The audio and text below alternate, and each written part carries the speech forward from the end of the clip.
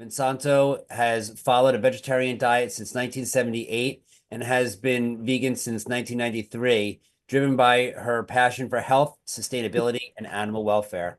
Welcome so much, Vesanto.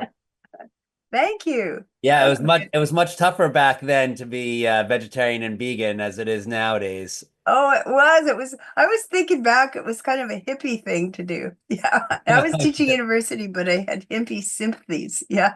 And then Right. I went to India for 4 years. You're And wow. yeah, and that really helped me be vegetarian because they know how to do it well. That was before I became vegan. Yeah. And then when we wrote our first book, we had a chapter called Without Dairy. And I was writing it with my co-author Brenda Davis, and I thought, oh, I could do this, and so I could leave. It was just these nutrients are in places other than dairy because our food guides then said it was essential, and the dairy farmers actually wrote a 45-page booklet against our book and That gave must it have felt out good. internationally. And that made our book a bestseller, though. That was traumatic at the time. So Brenda Davis is wildly popular with our audience here, and my understanding is that you are her mentor. Is that a I accurate? guess, when I started off, I was running a bit ahead of her. Now she's leaps and bounds. But we have an advantage here. We have her son, Corey, who will be joining us on this. And we were co-authors on this plant-powered protein book. So he's online right now. And when we have the second part of this presentation, like after an hour, he'll be joining us, and he's brilliant about sustainability. So a government agrologist and an environmentalist and All right. good speaker. Yeah. Great. Well, we're Okay, looking forward to everything you have to share with us today. great. Okay, thanks. So I'm going to share my screen now. Hello, everyone.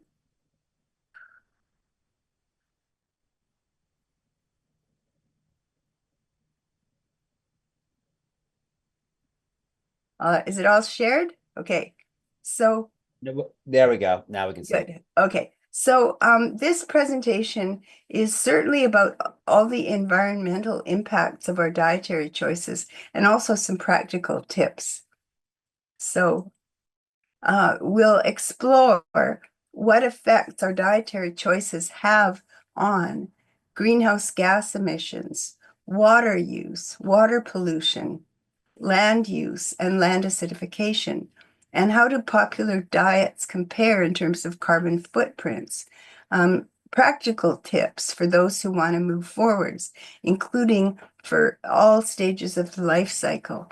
And in a more sustainable diet, what might we be eating for breakfast, lunch, and supper?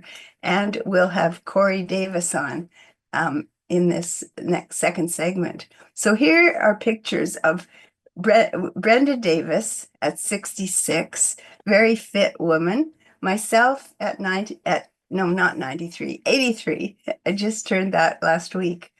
And Corey Davis, who will be joining us, Brenda's son. And we've all been vegan for decades. So we co-authored this book together. And it's always such a pleasure to collaborate. I've been collaborating with Brenda for, I guess, 33 years now writing, and we're still good buddies. I'm glad to be friends with her son now too. So, um, whoops. I wonder in the audience if you'd think, were you or was anyone you knew affected by climate change in recent years? I've got pictures here of New York.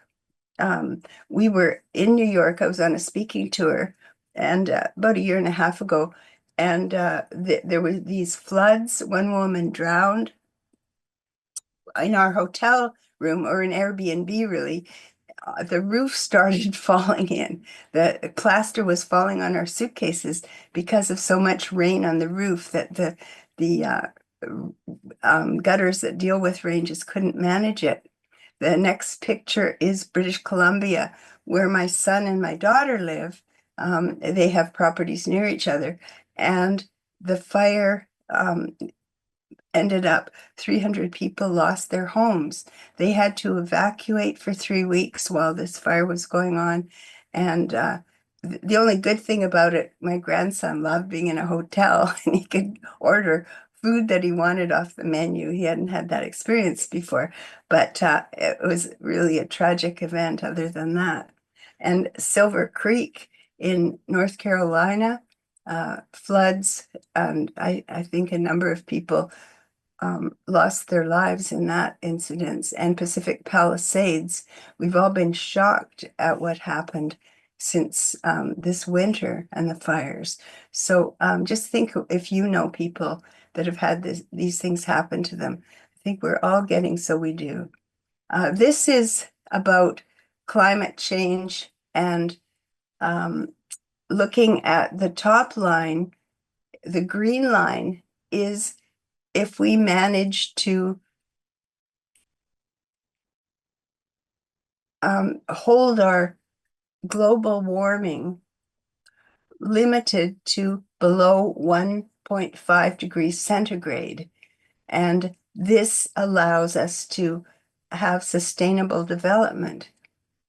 If we manage that, and it's really challenging for countries to do this, and we're hoping that they will be able to, we will be able to, then we can expect an outcome of low global warming events, well-being, low poverty, ecosystem health, equity, and justice. And as I worked on this presentation, it really hit me hard that this is important.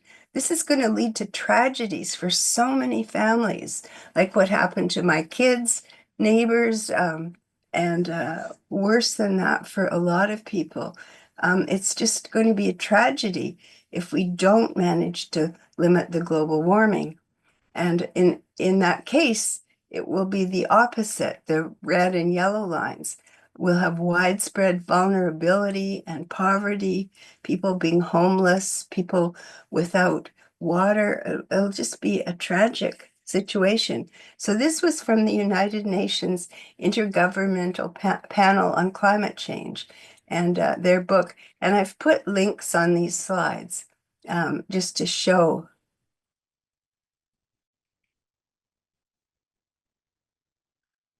So, as I thought about this, I realized that world peace begins in the kitchen, and families can be making food together, well sustained, or they can be in tragic situations. And if we can manage to limit the global surface warming to 1.5 degrees Celsius, as recommended in the Paris Agreement, and what people agreed to, and I'll show you a little bit more about that later.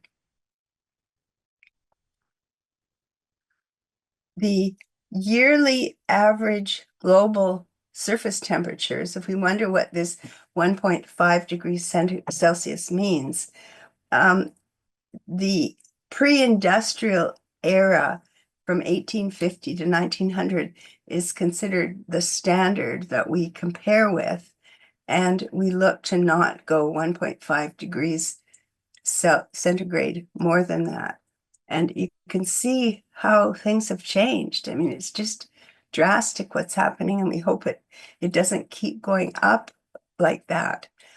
With the IPCC, scientists have volunteered their time to assess thousands of scientific papers each year and provide a comprehensive summary about what's known about climate change and their impacts. I've been a dietitian for a long time, over 60 years. And of course, these were things we weren't even looking at until really a decade or two ago. We started, and there's new interest and tremendously new scientific insight about what's going on with global warming. So one of the people that was very interesting about this topic is Joseph Poore of Oxford. And over 5 years, I think he took 5 years to write a paper, and one year he completely took off his work in Oxford, and he collaborated with a Swiss man, Thomas Nemesek, and they consolidated food production data from 38,700 farms and 1,600 processors worldwide, right from the beginning of getting fertilizer to the crops that would be used for fodder or used to produce food, to finishing and packaging, every step of the way. And by the way, 17% is transported internationally. And they found that the impact could vary 50-fold among producers of the same product. And they looked at 40 different categories of food and 5 main indicators of climate change. And you'll see the links here. Joseph Poore also has a project at Oxford, at the Oxford Martin, and the link for that is here as well, where they're looking at all sorts of aspects of environmental. So the 5 main indicators of environmental impact are, first of all, greenhouse gas emissions, which he stated were 26% from food and agriculture, and more recent papers have said 30% of the greenhouse gas emissions come from food and agriculture. Land use, so about 50% of the land that we could be on, excluding the deserts and just rocky areas and snow areas, is for food and agriculture. Water use, 78%, huge amount, is for food and agriculture. And in scarce water regions, that can be 90%. And you can just imagine when people are limited for this very essential item that we need water, that it's just devastating. And water pollution, so 78% of that is from food and agriculture. And acidifying emissions, down at the lower right corner, you'll see a pig farm viewed from aerially in North Carolina. And the pink area is a manure lagoon. And of course, these lagoons can leak and they can break or overflow when it rains too much. And so it's just very important. And the people around also have devastating effects on their breathing and the air quality. So what Joseph Poore did was look at these categories of food and see exactly what were the greenhouse gas emissions from each of the different categories of food. So you'll see at the top, beef herd, and the red lines are animal flesh products. That includes farmed fish or prawns, and dairy products and eggs are the animal products that aren't flesh. Cheese and eggs and so on are in yellow lines, and then the plant foods are in green lines. And you see the distribution in terms of the greenhouse gas emissions, so that beef herd produces 31 times more greenhouse gas emissions than tofu, and poultry 3 times as much. So there's strong differences. So even when farmers are working really hard to be environmentally conscious, like there's such a vast difference. We also see dairy herd up higher. There's beef herd and dairy herd because, of course, the cows that produce milk become hamburgers when they're about 6 years old. They're taken because they're not producing milk as efficiently. So that's the beef from dairy herds. And these are in kilograms of CO2 equivalents. The Journal of Animal Science has reported some changes, and animal agriculture accounts for over 52% of our methane emissions in North America. And cattlemen are trying really hard. A lot of strategies, managing herd health, breeding, decreased herd size, feed quality, managing manure, and to get this situation improved.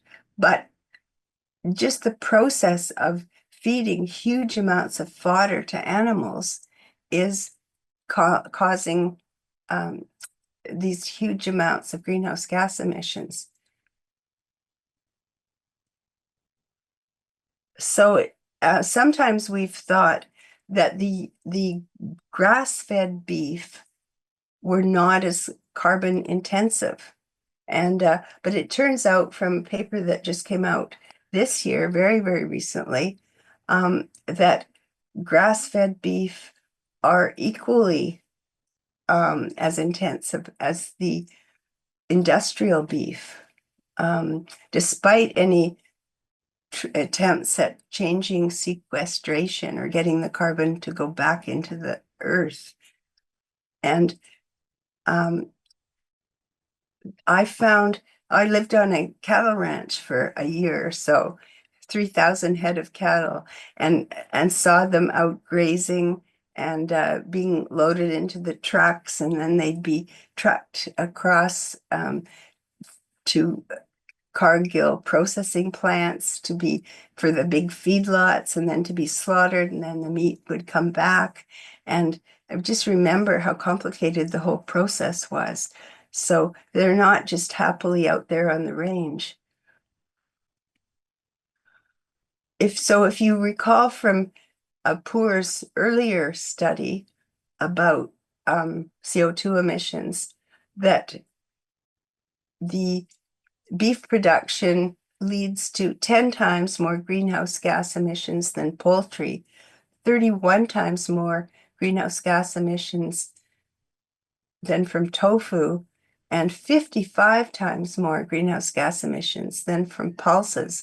And because this is British, Oxford, they call beans, peas, and lentils pulses.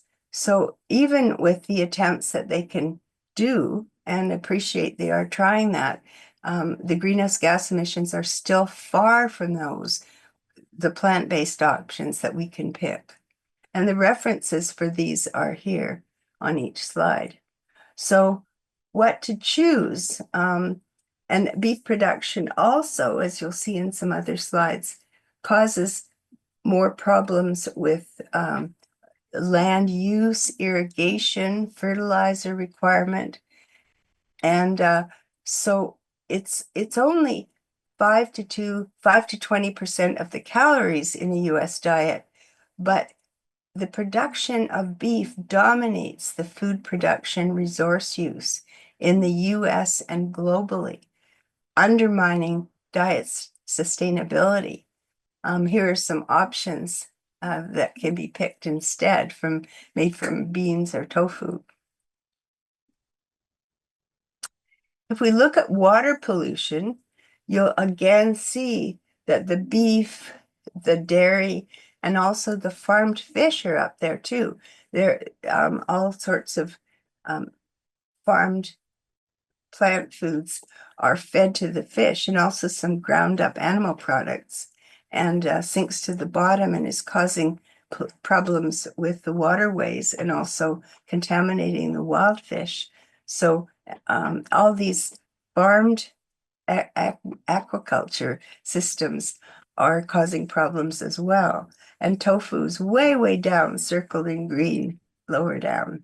These are grams of phosphate equivalents, and they're based on the pollutants, pesticides, herbicides, fertilizers, manure, drug residues that the animals get, like antibiotics and growth hormones. So all these things are causing problems. And acidifying emissions. So this is when the manure lagoons leak and problems that are caused in the soil and land around these different intensive farming operations. So again, we see that cattle and even poultry are way higher. I know the poultry farms that have all the manure, I mean, it's vast amounts are produced, and people just don't know what to do with it. It leaks out.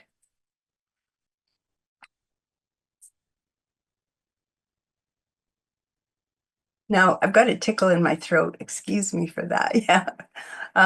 So in land use, again, we find that the red meats, lamb, mutton, beef are way at the top, again, compared to tofu, which is circled below. And cheese is up there too. Cheese was high in the water. I think I didn't mention that. But the beef herd uses about 105 times more land than tofu. Of course, when you're feeding soybeans and beans and grains to these cows, as whether it's after they're grazing and when they're in the finishing lots, or just their intensive operations their whole life, they use huge amounts of fodder.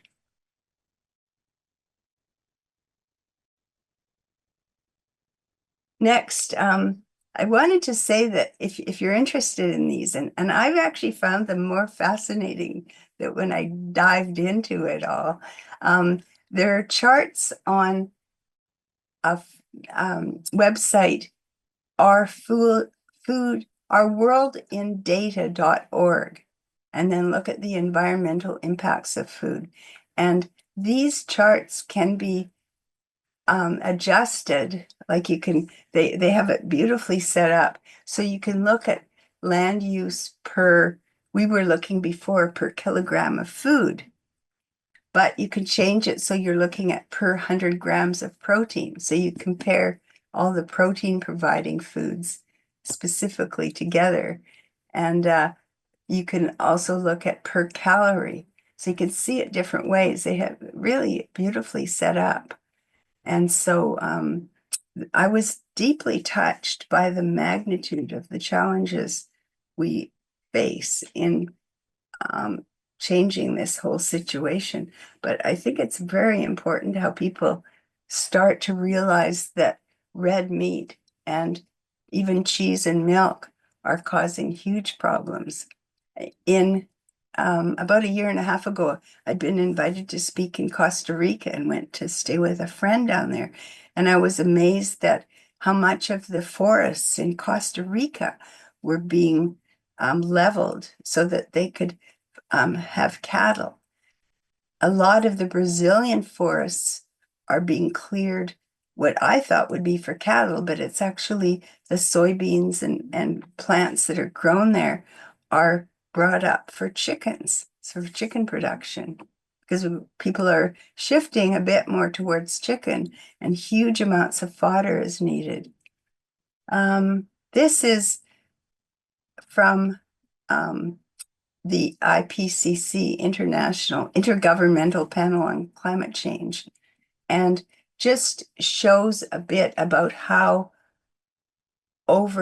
since 10,000 years ago, there were forests and grasslands. People weren't occupying that much space. And then how it's changed now so that so much of the land is, let's see, I've got to click something here.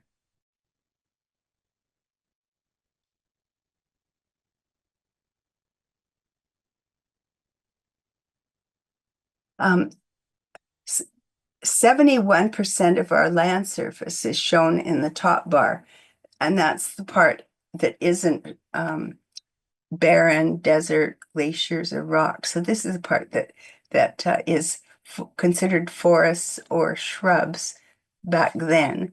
And now we find that 46% of this land is now used for agriculture. And most of that is used, 77% is used to grow fodder to animals. So only 23% of what we've taken from the forest and grasslands is now used to grow food for humans. Big change. In terms of water use, this is one where this is about the last one for the environmental aspects of various specific foods. But we find cheese at the very top. You can imagine that's a very condensed milk product. And it's using huge amounts. The dairies seem to use huge amounts of water to keep everything clean. They can't use apparently rainwater off the roof that's captured. They have to keep everything very, very clean. The dairy cattle drink a lot of water, and somehow huge amounts of water used for cheese production. I also found for nuts that there was high water use. So this is the time that a plant food gets up to the top level. And I remember from going down I-5 in California, seeing on one side of the road that there was desperate need for water, and the trees, as they were orange trees, that had just dried up and died over the last few decades. And the other side of the road was getting water. It seems to be a very political situation in many cases. And so it turns out that nuts like almonds, which are grown in California and other places, but they take a lot of water. And sometimes, I know with Miyoko's cheeses, she was getting cashews from, I think, North Vietnam or a country near there, where it was natural rainfall. But still, the cheeses do use a lot of water, and the nut cheeses too can. Farmed fish use surprising because they're fed so many crops. It's quite amazing when you get into this. And these charts, by the way, are in our plant-powered protein book by Brenda Davis and Corey Davis and I. So next, if we look at popular diets, so this isn't like single foods. This is people are adopting, they feel overweight, they go on the keto diet and just leave out carbs and try for just the animal products and vegetables. Paleo diets, and I put paleo in quotation marks because actually the first 80% of the paleo period, they were basically plant-based. They hadn't figured out how to kill animals very well. So but what's considered now a paleo diet is very high in its carbon footprint. Then omnivore, non-vegetarian, that's kind of the standard American diet. Pescatarian is a little better. Vegetarian with eggs and dairy, a little better. And vegan, you can see, is substantially lower. And this was from a research paper. So I've looked at the research for all of these situations very carefully, and from major scientific journals. The American Journal of Clinical Nutrition, 2023 for this one.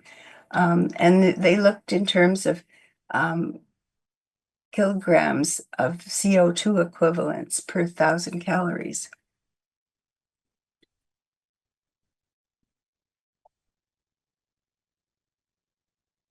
So compared to vegan diets, the carbon footprint is 3.2 times as higher for omnivorous or standard American diets and 4.2 times greater for keto diets. Now, if you're looking at different research papers and are going through this, you will certainly find that there are different numbers quoted in different papers. And don't be surprised that this is the case. The estimates can vary with the year, with the emission sources included. What did they look at in looking at production of a food or a diet? The global warming potential, values used for methane and nitrous oxide. So you will see different numbers say this. So this is specifically for livestock's global carbon footprint. And you'll see different numbers like this. So don't be surprised at that.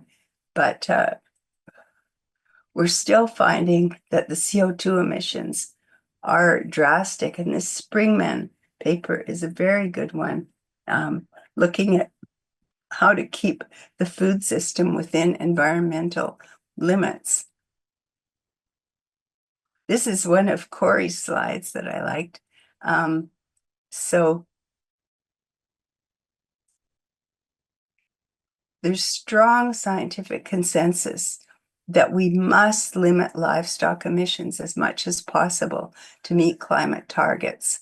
And if you want to search on PubMed, just put in PubMed and you'll find yourself fascinated by the range of powerful new articles. And some of them are available in their entirety as free full articles. So more and more scientists and international organizations are linking, and this is a new area we move into, what we put on our forks with both planetary health and human health.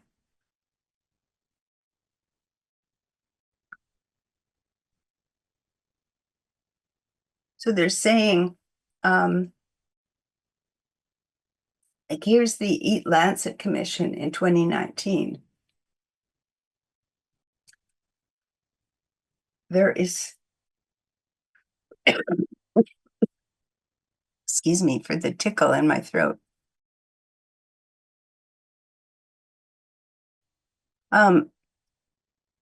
This Eat Lancet paper was a very, very important one. It brought together 37 world-leading scientists from across the globe to answer this question.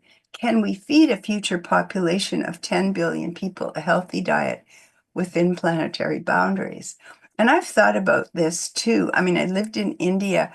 I've traveled around the world a few times, not doing it so much now because I don't want to use all the transport energy towards global warming, but enough to just see how things are in different parts of the world, and it's going to be very, very devastating for many people. The group of scientists, the 37 world-leading scientists, concluded that we can do this, but it will be impossible unless we transform eating habits, improve food production, and reduce food waste. They concluded that to get to the change, to get to our goal, would require global consumption of fruits, vegetables, nuts, and legumes, legumes being beans, peas, lentils, soy foods. That would have to double.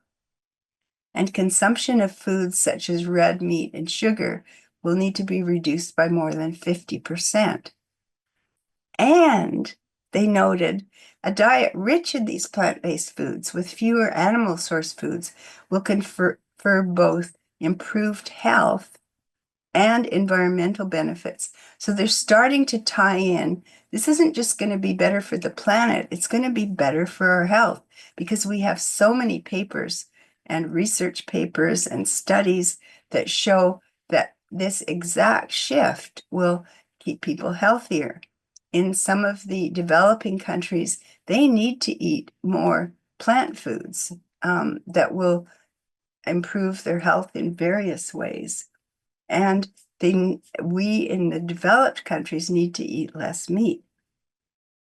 Okay. And my dad was a physiologist. He worked with Beston Banting, who discovered insulin's use for diabetes. I'm usually very healthy, but I seem to have come across something that triggered my asthma just in the last few days. So I'm really in trouble if I talk too much. Yeah. Now, the Eat Lancet report was followed 6 years later by this Lancet Countdown on Health. And they're emphasizing things even more. This one had, see, it was a lot more scientists came onto this one, and they're all doing this as volunteers. It had nearly 300 authors from 57 universities and international organizations. And they made very strong statements that food systems account for up to 30% of global greenhouse gas emissions. And consumption of red meat and dairy contributed to a 2.9% increase in agricultural greenhouse gas emissions in the past 9 years.